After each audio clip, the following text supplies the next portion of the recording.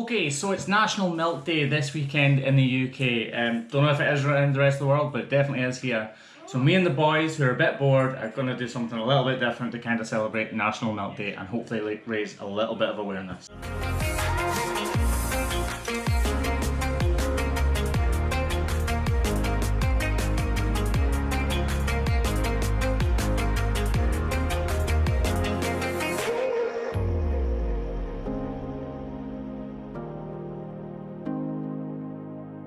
Listen, boys, why did we come to Aldi? Sell milk. To buy milk, because they sell loads of Scottish produce. Yeah. Yeah? Let's go. Today we were off to the supermarket. We actually went to Aldi because we do most of our shopping in Aldi because there's so much good Scottish produce in there, and I like to support my customers and the rest of the community in Scotland and the UK. So we're actually going to buy as much milk as we can put in the bottom of our trolley, so like 60 litres we bought, and we're going to have a bath with it. Why? Why not? Might be good for your skin, and it's actually cheaper than water just now. Well, a lot of the water. Yeah. We've got milk and we're making a milkshake bath. I'm not completely naive. I know water comes straight out of the ground, and obviously milk is produced, and there's so much goes into producing milk by the farmers in Scotland, England, Ireland, Wales, and around the world. Okay, you keep tipping them in. Okay, so the boys are young and they haven't quite clicked on that the milk is going to be freezing.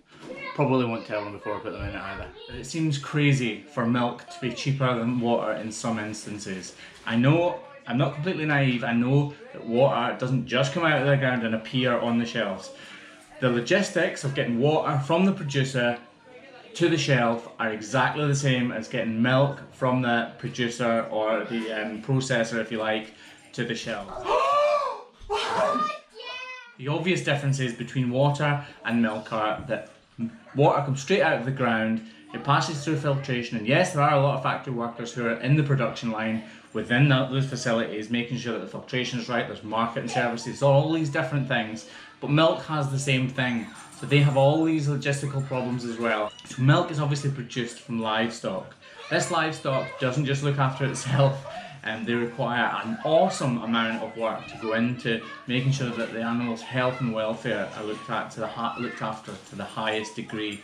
So there's obviously hoof trimming, which I'm concerned in. There's AI in, there's bulls, there's production of the actual milk, extraction of the milk, there's feeding the cows, the general animal husbandry, the amount of paperwork involved is just astronomical. The logistics of getting feed from A to B on the farm, all these different things need to go in to looking after this animal who'll produce milk for us. Milk's obviously a fantastic product, so is water, but when the two are completely alien to each other in the way that they are produced, it just seems mind-boggling to me that they can even be clustered together in the same price banding. It shouldn't be a couple of pence difference, there should be a big difference. Now why do I care? I care because I care about cows and I want cows' health to be put before everything else. And farmers to really be able to do that, they need just the extra few pence on the litre to be able to give their cows what they really want to give them, the best possible care they can. Hoof care professionals like me cost quite a lot of money. Veterinaries charge by the minute. They've got everyone else on top of that, so people, AI technicians, you've got the guys who work in the milking parlours, the guys driving the tractors themselves, agricultural contractors, all of these people need to be paid. And the more money that's in that pool, the better the husbandry of the cow. Husbandry is another name for looking after a cow. So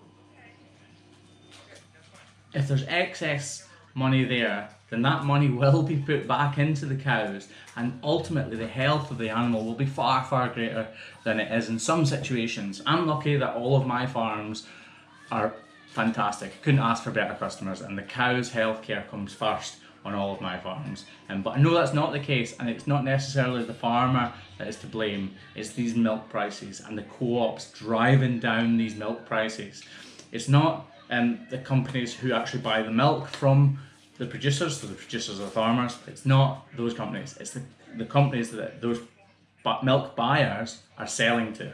So the huge big supermarket chains, the milk powder buyers, the cheese buyers, all these people are dictating the prices of milk.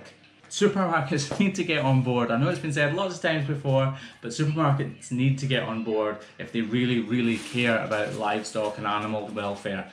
So all you vegetarians and vegans and stuff, who I do agree with in lots of different ways, you need to get on board with pushing the prices of things like beef, like chicken, like lamb, pork, milk, all of these things. If you can just raise that bar just a little bit, then the difference it can make on the farm is just phenomenal. It really, really is. So try and support British milk throughout the world, and try and push for a very slight price increase, because it really, really would make a difference.